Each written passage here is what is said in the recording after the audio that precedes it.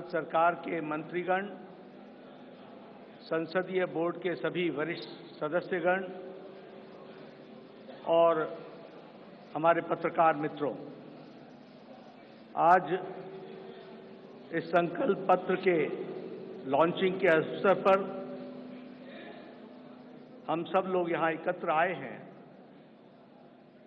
और इस कार्यक्रम में हम सबको आदरणीय प्रधानमंत्री जी का संबोधन सुनने को मिलेगा और संकल्प पत्र अगले 2024 से हम किस प्रकार से देश की सेवा प्रधानमंत्री मोदी जी के नेतृत्व में करेंगे, इसके बारे में हम सब लोगों को जानकारी मिलेगी। आज इस अवसर पर सबसे पहले तो मैं आदरणीय प्रधानमंत्री जी का आज के कार्यक्रम में आने के लिए हार्दिक अभिनंदन करता हूं और स्वागत करता हूं। प्रधानमंत्री जी जब भी पार्टी की कोई भी गतिविधि होती है, उस गतिविधि के साथ वो अपने आप को जोड़ते हैं और जैसा मैंने पहले भी कहा है कि तमाम प्रधान प्रशासक होने के नाते जिम्मेवारियों को निभाते हुए पार्टी उनकी हमेशा पहली प्रायोरिटी रही है और पार्टी को वो हमेशा जब भी हमने समय मांगा तो उनका मिला है। आज वो फिर इस चुनावी कार्यक्रम में और अन्य व्यस्तताओं के बीच में हम सबके बीच में हैं। आपका पुनः अभिनंदन और स्वागत है। आज भारत रत्न डॉक्टर भीमराव अंबेडकर जी की जन्म जयंती है। हम सब की ओर से उनको श्रद्धांजलि पूर्वक नमन। और हम सब जानते हैं कि डॉक्टर अंबेडकर जी ने अपना सारा जीवन सामाजिक न्याय के लिए पूरी ताकत के साथ सामाजिक न्याय की लड़ाई उन्होंने जीवन भर लड़ी। ऐसे डॉक्टर भीमराव अंबेडकर जी के रास्ते पर चलते हुए भारतीय जनसंघ से लेकर भारतीय जनता पार्टी हमेशा इस विचार को और सामाजिक न्याय की लड़ाई सत्ता में रहे तो भी और सत्ता में न रहे तो भी हमेशा इस सामाजिक न्याय की लड़ाई को हम सब लोगों ने लड़ा है। हम जानते हैं कि आज संकल्प पत्र को लोकार्पण होगा, लॉन्चिंग होगी, लेकिन हम सबको यह भी ध्यान में रखना चाहिए कि भारतीय जनता पार्टी और शुरू में जनसंघ काल से लेकर यह वैचारिक अधिष्ठान आइडियोलॉजिकल बेस्ड पार्टी होने के नाते एक विचारों को लगातार आगे बढ़ाते हुए उस वैचारिक अधिष्ठान की यात्रा में हम सब लोग सम्मिलित हैं और हर बार जब चुनाव आता है तो उसी वैचारिक यात्रा को आगे बढ़ाने का क्रम हम सब लोगों ने किया है और उसको आगे बढ़ाया है। जिस बात को 1952 में श्यामा प्रसाद मुखर्जी जी ने कही, जिसे आगे पंडित दीनदयाल उपाध्याय जी ने आगे बढ़ाया, उस विचारधारा से हम कभी डिगे नहीं, हम उसको समर्पित रहे और उसको आगे बढ़ाने में हम सब लोगों ने भरसक प्रयास किया है। और हम कह सकते हैं कि मैनिफेस्टो या संकल्प पत्र यह उस विचारधारा, उस वैचारिक अधिष्ठान का अनफोल्डमेंट है। उसी को आगे किस तरीके से बढ़ाया जाए, उस यात्रा को आगे बढ़ाने का काम हम सब लोगों ने किया है। हम सब जानते हैं एक समय में हमने एकात्म मानववाद की बात कही, उसी को आगे हम लोगों ने जब हम सरकार में आए तो अंत्योदय के रूप में हम लोगों ने उसको स्थापित किया और प्रधानमंत्री मोदी जी ने उसको सरल भाषा में सबको समावेश करते हुए और सबकी भाषा में उसको सबका साथ, सबका विकास, सबका विश्वास, सबका प्रयास से जोड़ते हुए नीतियों को आगे बढ़ाने का काम किया। मुझे याद है कि 2014 में जब प्रधानमंत्री मोदी जी संसदीय दल के नेता सेंट्रल हॉल में चुने गए थे, तो उस समय उन्होंने बड़े स्पष्ट शब्दों में कहा था कि हमारी सरकार गरीब को समर्पित है। हमारी सरकार गांव के विकास को समर्पित है। हमारी सरकार जो समाज के अंतिम पायदान पर खड़ा व्यक्ति है उसको समर्पित है और उसी को कार्य रूप देते हुए 2014 से एक लंबी यात्रा करते हुए पिछले 10 वर्षों में प्रधानमंत्री मोदी जी के नेतृत्व में देश ने इन सारे आयामों को बखूबी जनता को, गांव गरीब की चिंता करते हुए उसको आगे बढ़ाने का काम किया है। मित्रों, मैं यहां एक बात और भी कहना चाहता हूं कि जब देश की जनता क्लियर मैंडेट देती है तो नतीजे भी बड़ी स्पष्टता के साथ आते हैं। हम सब लोग जानते हैं कि 2014 में प्रधानमंत्री मोदी जी के नेतृत्व में हमारा वोट शेयर 31% पहुंचा, 282 सीटें हमने लोकसभा की जीती और 2019 में प्रधानमंत्री मोदी जी के नेतृत्व में हमने अपना ही रिकॉर्ड तोड़ा और हमारा वोट शेयर 37.3% तक पहुंचा और हमारा वो सीट शेयर 303 सीटें हम लोगों ने लोकसभा में जीती। हम ये कह सकते हैं कि इस क्लियर मैंडेट को प्रधानमंत्री मोदी जी ने गांव के लिए, गरीब के लिए, वंचित के लिए, दलित के लिए, हमारी महिलाओं के लिए, हमारे युवाओं के लिए, हमारे किसान भाइयों के लिए और हमारे वंचित भाइयों के लिए उनको समर्पित किया। और उसी तरीके से अगर मैं गांव की बात करूं तो आज गांव, मैं यहां प्रधानमंत्री जी थोड़ा समय जरूर लेना चाहूंगा, लेकिन मुझे याद है 1993 में मैं पहली बार विधायक बना था। उस समय हमें अपने विधानसभा क्षेत्र में लगभग 90% के गांवों को घूमने के लिए पैदल जाना पड़ता था। आज हम कह सकते हैं कि ग्रामीण सड़क 3,80,000 किलोमीटर की ग्रामीण सड़कें बनी हैं, ऑल वेदर रोड बना और ऑल वेदर रोड के माध्यम से पक्की सड़कें बनी। आज हमारे इलाकों में कोई ऐसा गांव नहीं रहा जहां हम पक्की सड़क से पहुंच नहीं सकते हैं। यह बदलता भारत की तस्वीर हमने देखी है। उसी तरीके से अभी अभी 60,000 नए गांवों को पक्की सड़कों से जोड़ने का काम हुआ है और ऑल वेदर रोड्स बनी हैं। कभी हमने कल्पना नहीं की थी कि गांव का सशक्तिकरण होगा, कभी गांव में भी कोई ऑप्टिकल फाइबर पहुंचेगा, लेकिन आज मुझे खुशी है कि आपके नेतृत्व में 2 लाख पंचायतों को आपके नेतृत्व में ऑप्टिकल फाइबर से जोड़ दिया गया है और उनको भी इंटरनेट फैसिलिटीज के साथ जोड़ा गया है। गरीब कल्याण की बात करें तो एक समय में यह असंभव सी बात लगती थी कि हम गरीब तक अन्न पहुंचा सकेंगे, लेकिन आपने त्रासदी में भी अवसर ढूंढ करके प्रधानमंत्री गरीब कल्याण अन्न योजना की स्कीम को आगे बढ़ाया। 80 करोड़ की जनता को या तो 5 किलो गेहूं या 5 किलो चावल या 1 किलो दाल ये देने की व्यवस्था की। आज उसके कारण हम ये कह सकते हैं कि लगभग 25 करोड़ लोग, भारत की आबादी आज गरीबी की रेखा से ऊपर उठ करके अबव पॉवर्टी लाइन में आ गई, बिलो पॉवर्टी लाइन से निकल गई। ये भी हमारे ध्यान में। और इंटरनेशनल मॉनिटरी फंड के अनुसार अति गरीबी भारत में अब 1% से भी कम हो गई है, 0.08% 7% पर लाकर के खड़ा किया है। उसी तरीके से आवास योजना मैं यहां बार बार सुनाता हूं और मुझे वो बार बार इच्छा भी होती है बताने की, क्योंकि वो धरातल की सच्चाई थी। एक समय में हमारे यहां हमारा ब्लॉक डेवलपमेंट ऑफिसर आके बताता था कि एमएलए साहब, आपके यहां एक पंचायत में 2 इंदिरा आवास योजना मिली है, 2। अब बताओ इसको किसको दें? और मेरे लिए प्रश्न उठता था कि ये किसको दें, क्योंकि एक अनार 100 बीमार मैं किसको दूंगा? मैं बीडीओ साहब को कहता था कि आप ही तय करो कौन से मापदंड पर आप दे सकते हो। लेकिन आज 4 करोड़ प्रधानमंत्री आवास योजना में पक्के घर बन गए और आगे भी इस कार्य को आगे जारी रखा गया है।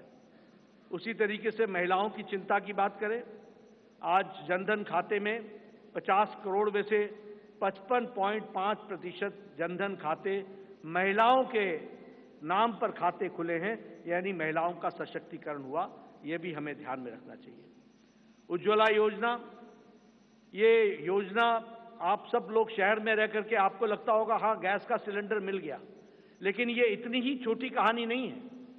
हमारी बहनें गांव में 5 बजे सुबह उठती थी, जंगलों में जाती थी, लकड़ियां काटती थी, आ करके चूल्हा जलाती थी, फूकनी से फूक फूक करके चूल्हा जलाती थी, धुआं को अपने छातियों पर लेती थी, रेस्पिरेटरी सिस्टम डिसऑर्डर होता था और आंखों में पानी आता था और घंटों के बाद वो जाकर के चाय बना पाती थी। आज 5 मिनट के अंदर गैस के चूल्हे के कारण नारी सशक्तिकरण किस तरीके से हुआ, इस उज्ज्वला गैस के कारण, और 10 करोड़ से 10 करोड़ सिलेंडर्स इस तरीके से और गैस के कनेक्शन दिए गए। सबसे बड़ी बात है, मुझे याद है, मैं बताना चाहूंगा, जब मैं छोटा था और जब मैं कभी भ्रमण पर सुबह सुबह निकलता था तो मैं देखता था कि गांव की बहनें झुंड के झुंड सिर्फ अपने दैनिक नित्य क्रम के लिए नेशनल हाईवे से होते हुए गांव और खुले में उनको शौच जाना पड़ता था।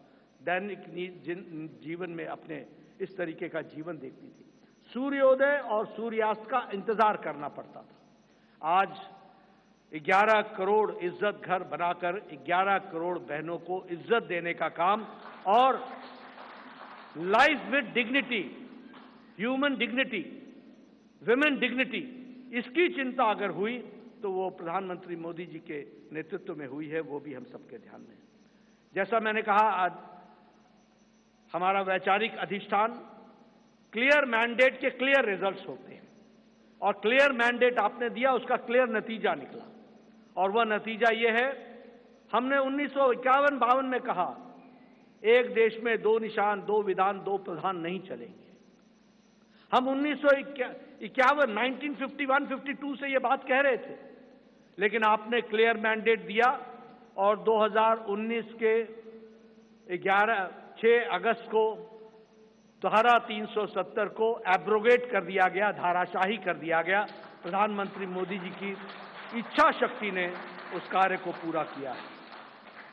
मुझे याद है कि पालमपुर का प्रस्ताव पारित हुआ था कि हम राम मंदिर बनाने के रास्ते को प्रशस्त करेंगे। ये पालमपुर का रेजोल्यूशन था और पालमपुर के रेजोल्यूशन से लंबी यात्रा हमने की और हमने वो भी दिन देखे जब कांग्रेस के वकील खड़े होकर के न्यायिक प्रक्रिया को रोकने का प्रयास करते थे और ये कहते थे कि इससे भारतीय जनता पार्टी को फायदा होगा। उनको देश की चिंता नहीं थी, उनको रामलला की चिंता नहीं थी, उनको भारत की संस्कृति और गौरव की चिंता नहीं थी। वह वोट बैंक की राजनीति करने वाले लोग उसमें अड़ंगे लगाते रहे, अटकाते रहे, लटकाते रहे, भटकाते रहे। लेकिन प्रधानमंत्री मोदी जी के नेतृत्व में वह रास्ता प्रशस्त हुआ और भव्य राम मंदिर 22 जनवरी को आपके कर कमलों के द्वारा वह आज रामलला वहां विराजमान है और उनका प्राण प्रतिष्ठा आपके 10 दिन के अथक कार्यक्रम और अनुष्ठान के बाद आपके कर कमलों द्वारा हुआ, वो भी हम लोगों ने देखा है। ट्रिपल तलाक, 3 तलाक, कोई सोचता नहीं था कि इस विषय को टच करेंगे, कोई इस विषय पर चर्चा भी करेंगे। सुप्रीम कोर्ट से लेकर के समाज के सभी वर्ग मानते थे कि 3 तलाक आज मानवता के लिए एक तरीके से त्रासदी है, इसको समाप्त होना चाहिए। लेकिन यह इच्छा शक्ति, दृढ़ इच्छा शक्ति प्रधानमंत्री मोदी जी ने दिखाई और आपके क्लियर मैंडेट ने इस ताकत को प्रधानमंत्री मोदी जी को करने की इच्छा शक्ति दी और आज ट्रिपल तलाक से हम बहनों को, हमारे मुस्लिम बहनों को हम लोगों ने आज़ाद किया, यह भी हम सब लोगों ने देखा है। उसी तरीके से 30 साल से राजनीतिक कारणों से नारी शक्ति वंदन और महिलाओं का रिजर्वेशन पर राजनीति होती रही। फॉर 30 इयर्स, 30 साल कोई कुछ नहीं हुआ। लेकिन प्रधानमंत्री मोदी जी की फिर से इच्छा शक्ति और आप सबका सहयोग, 30 साल से जो कार्य नहीं हुआ वो 3 दिन के अंदर प्रधानमंत्री मोदी जी ने नारी शक्ति वंदन विधेयक को पारित करके, और अगली बार लोकसभा में 2029 में हम 33% सांसद हमारी महिलाएं बहनें होंगी, यह भी हम देखने वाले हैं। इस तरीके से कार्य, मैं मजबूत नेतृत्व का एक प्रमाण और एक विषय जरूर आपसे चर्चा करना चाहूंगा।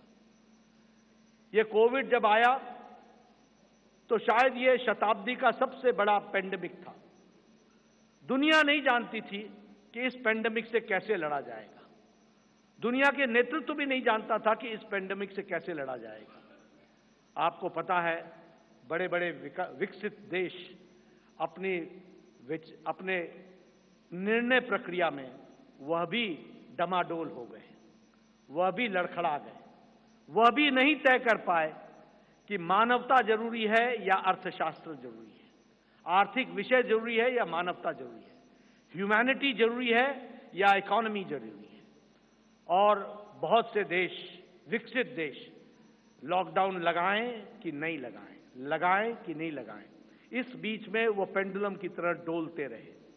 लेकिन प्रधानमंत्री मोदी जी का नेतृत्व, मजबूत इरादे, दूरदृष्टि, इस बात को ध्यान में रख करके उन प्रधानमंत्री जी ने कहा, जान है तो जहान है, और लॉकडाउन लगाया।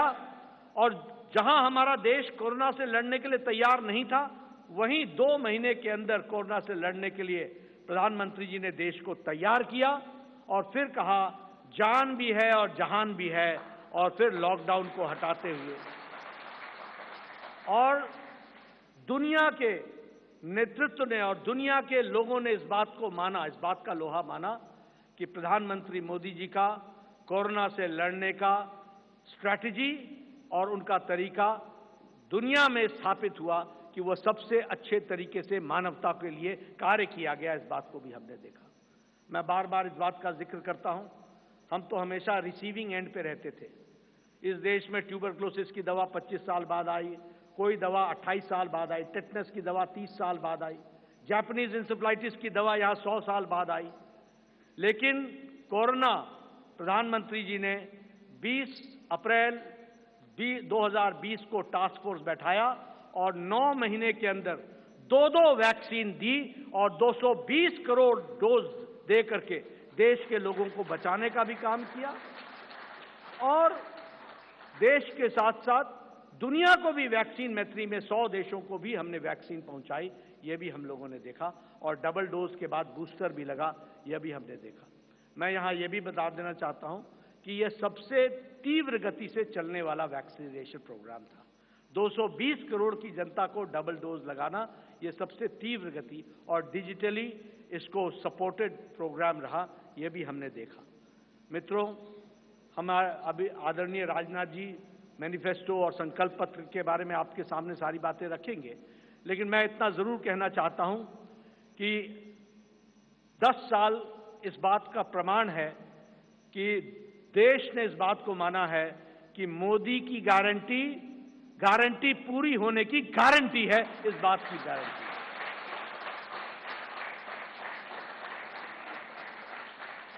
और यहां मैं स्वास्थ्य से जरूर जुड़ा हुआ विषय जरूर कहूंगा।